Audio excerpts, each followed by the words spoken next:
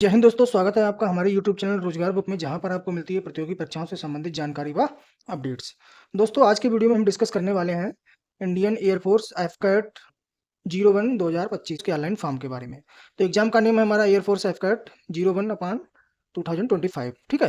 Departments की बात करें तो हमारा इंडियन एयरफोर्स रहेगा, यानी डिफेंस मिनिस्ट्री के अंतर्गत आता है। ठीक है। टोटल वैकेंसी की बात करें तो इसमें 336 पोस्ट है।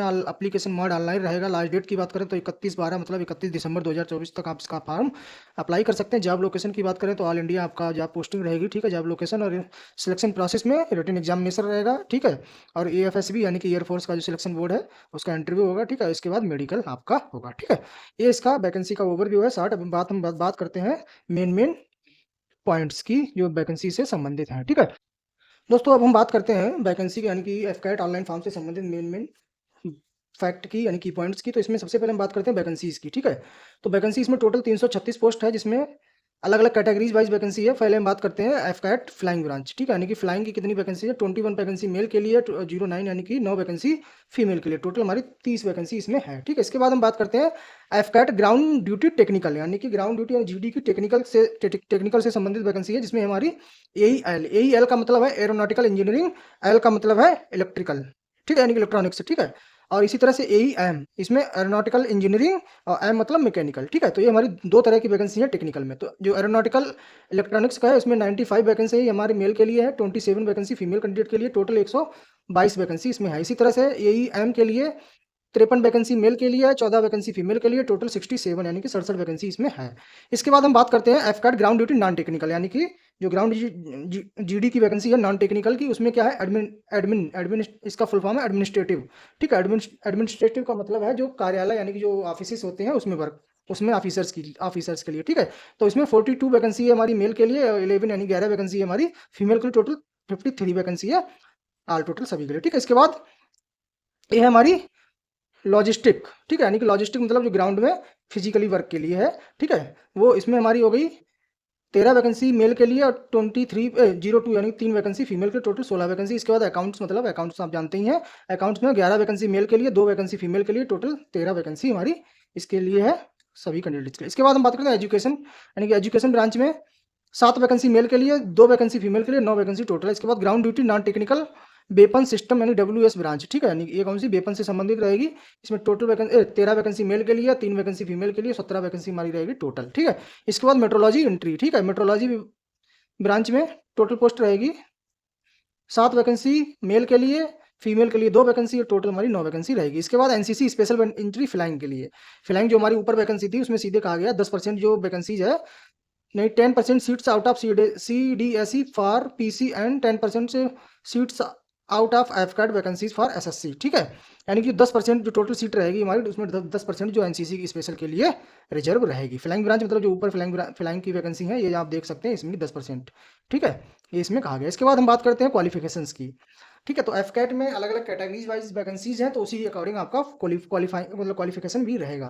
ठीक है। तो सबसे पहले हम बात करें अगर फ्लाइंग ब्रांच की, तो फ्लाइंग ब्रांच में bachelor degree in any discipline with physics and mathematics eight 10+2 level, RBE और BTech। ठीक है। यानी कि डिग्री आपको किसी भी ब्रांच से चलेगी, उसके साथ साथ आपके पास फिजिक्स और मैथमेटिक्स में, मतलब 10+2 में आपके पास फिजिक्स और मैथमेटिक्स होना चाहिए। ठीक है। इसके साथ साथ अदर जो पूरी डिटेल्ड नोटिफिकेशन आएगा तो उसमें पूरा मतलब क्वालिफिकेशन आप उसको देख सकते हैं। ठीक है। इसमें BE BTech भी चलेगा। इसके बाद ग्राउंड ड्यूटी टेक्निकल के लिए इंजीनियरिंग डिग्री होनी चाहिए, रिलेवेंट फील्ड। ठीक है।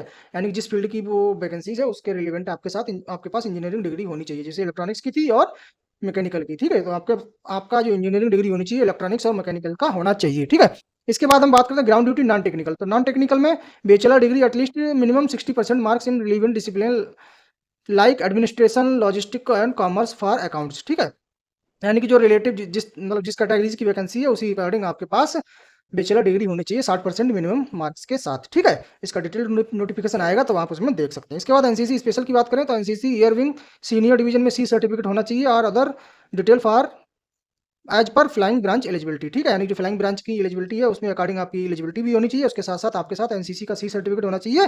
एयर विंग यानी कि जो NCC की तीनों ब्रांच रहती हैं, जैसे आर्मी की भी और उसके बाद नेवी की भी और एयरफोर्स की भी, तो उसमें एयर विंग का आपके पास सीनियर डिवीजन का C सर्टिफिकेट होना चाहिए। तो ये इसकी क्वालिफिकेशन है NCC स्पेशल एंट्री के लिए। ठीक है।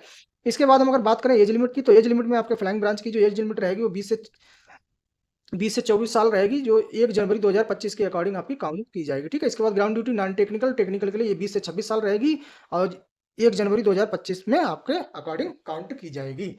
ठीक है, तो ये आपकी एज लिमिट हो गई। इसके बाद हम बात करें इंपॉर्टेंट डेट्स की, तो इंपॉर्टेंट डेट्स अगर आप फॉर्म अप्लाई करना चाहते हैं तो आवेदन आपका शुरू हो जाएगा दिसंबर 2, यानी 2 दिसंबर से आपका आवेदन शुरू हो जाएगा और आवेदन की अंतिम तिथि रहेगी 31 दिसंबर 2024। ठीक है, फीस जमा करने की भी तिथि 31 दिसंबर 2024 रहेगी और परीक्षा की तिथि आपकी फरवरी में आ जाएगी। जो आपका ऑफिशियल नोटिफिकेशन आएगा उसमें शायद आपकी परीक्षा की डेट भी क्लियर हो। ठीक है, जो डिटेल्ड नोटिफिकेशन होगा।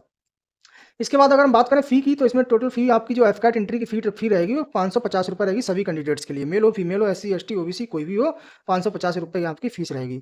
NCC स्पेशल और मेट्रोलॉजी एंट्री की फ़ीस क्या है, 0 रुपये रहेगी। ठीक है, फीस आप किसी भी ऑनलाइन मोड यानी debit card, credit card, net banking, e challan या फिर UPI से कर सकते हैं। ठीक है, इसके बाद हम बात करते हैं इंपॉर्टेंट लिंक्स की। अगर आप फॉर्म को अप्लाई करना चाहते हैं तो ये हमारी वेबसाइट है रोजगारबुक.in को विजिट करेंगे, वहाँ पर आपको ये पोस्ट मिल जाएगी, वहाँ से सब आपको इंपॉर्टेंट लिंक्स मिल जाएंगे। जैसे ही आपका ऑनलाइन आवेदन शुरू होगा, यहाँ पर आपको उसका लिंक मिल जाएगा, यहाँ पर क्लिक करके आप अपना आवेदन कर सकते हैं। आवेदन कैसे करना है इसके लिए, जैसे ही आवेदन शुरू होगा उसके लिए मैं अलग से सेपरेट वीडियो बना दूंगा, उसको आप देख सकते हैं। ठीक है, आवेदन कैसे करना है ये मैं आपको अलग से वीडियो बना दूंगा। फिलहाल आप यहाँ पे भी आपको ऑफिशियल वेबसाइट पर जाना है, वहाँ पर अपने डिटेल फिल करके आवेदन कर सकते हैं। ठीक है, इसके बाद हम सैलरी इन्फॉर्मेशन की बात करें तो सैलरी फ्लाइंग ऑफिसर के लिए स्टार्टिंग पे इन अप्रॉक्सिमेटली 85,372 पर मंथ। ठीक है, यानी कि लगभग 85,000 रुपये की समथिंग आपको सैलरी रहेगी स्टार्टिंग। उसके बाद आपको एडिशनल जो डिस्काउंट मतलब जो अनाउंस वगैरह होंगे वो भी सब मिलेंगे। ठीक है, इसके बाद जॉब प्रोफाइल की बात करें तो फ्लाइंग ब्रांच के लिए पायलट रिस्पॉन्सिबिलिटीज, ग्राउंड ड्यूटी के लिए टेक्निकल के लिए aircraft maintenance and engineering roles और ग्राउंड ड्यूटी नॉन टेक्निकल के लिए एडमिनिस्ट्रेटिव एंड लॉजिस्टिक सपोर्ट। ठीक है, यही हमारा जॉब प्रोफाइल रहेगी, बाकी आप डिटेल नोटिफिकेशन में देख सकते हैं। सिलेक्शन प्रोसेस की बात करें तो सिलेक्शन प्रोसेस में आपका 3 स्टेज रहेंगे। फर्स्ट स्टेज रहेगा आपका ऑनलाइन एग्जाम। ठीक है, तो ऑनलाइन एग्जाम में आपका होगा जनरल नॉलेज होगी, वर्बल एबिलिटी होगी, न्यूमेरिकल एबिलिटी होगी, इसके बाद इंग्लिश भी होती है। ठीक है, 300 नंबर का आपका पेपर होगा। इसका सिलेबस का अलग से हम वीडियो सेपरेट डिटेल वीडियो बना देंगे, वहाँ पे आप देख सकते हैं।